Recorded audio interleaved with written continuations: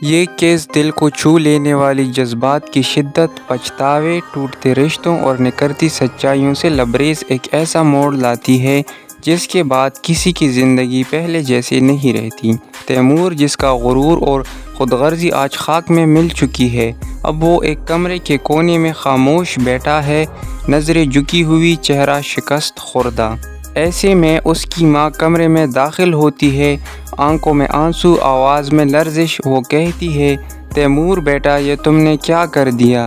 تم نے مجھے اس حال میں لا کھڑا کیا ہے کہ اب کسی کو منہ دکھانے کے قابل نہیں رہی۔ تیمور کا زخم خوردہ دل پھٹ پڑتا ہے، وہ ماں کی طرف دیکھے بغیر بولتا ہے، ماں، یہ سب آپ کی وجہ سے ہوا ہے۔ میں نے تو کہا تھا میں زارا سے شادی نہیں کرنا چاہتا، لیکن آپ نے زارا کو میری زندگی پر مسلط کر دیا۔ مجھے ایمان سے شادی کرنی تھی، مگر آپ نے مجھے صرف جائیداد کی خاطر قربان کر دیا۔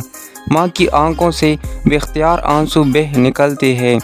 بیٹا، تم تو زارا سے محبت کرتے تھے، زارا تمہیں دل سے چاہتی ہے۔ تیمور کی آواز میں اب بے رحمی تھی۔ میں زارا سے کبھی محبت نہیں کرتا تھا، وہ صرف آپ کی ضد تھی۔ ایمان اگر تھوڑا اور ٹھہر جاتی تو وہ میری ہو جاتی۔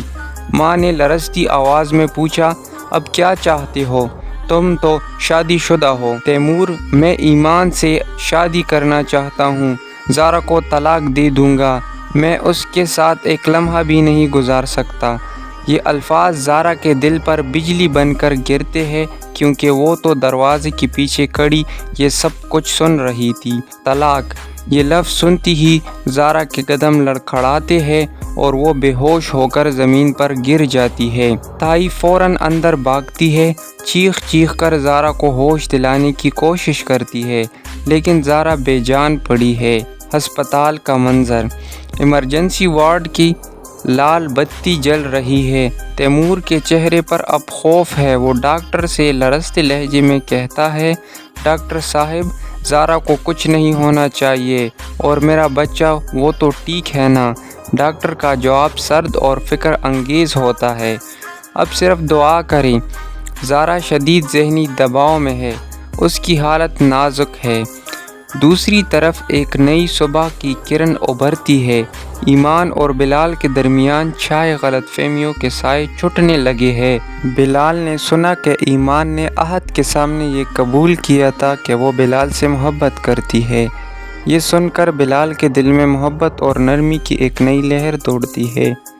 بلال کی آنکھوں میں چمک ہے، دل میں امید ہے اور زباں پر خاموشی، لیکن وہ خاموشی جو بہت کچھ کہہ جاتی ہے۔ اب کیا تیمور کو اپنی غلطی کا احساس ہوگا؟ کیا زارا بچ پائے گی؟ اور کیا ایمان اور بلال کا مقدر آخرکار ایک ہو جائے گا؟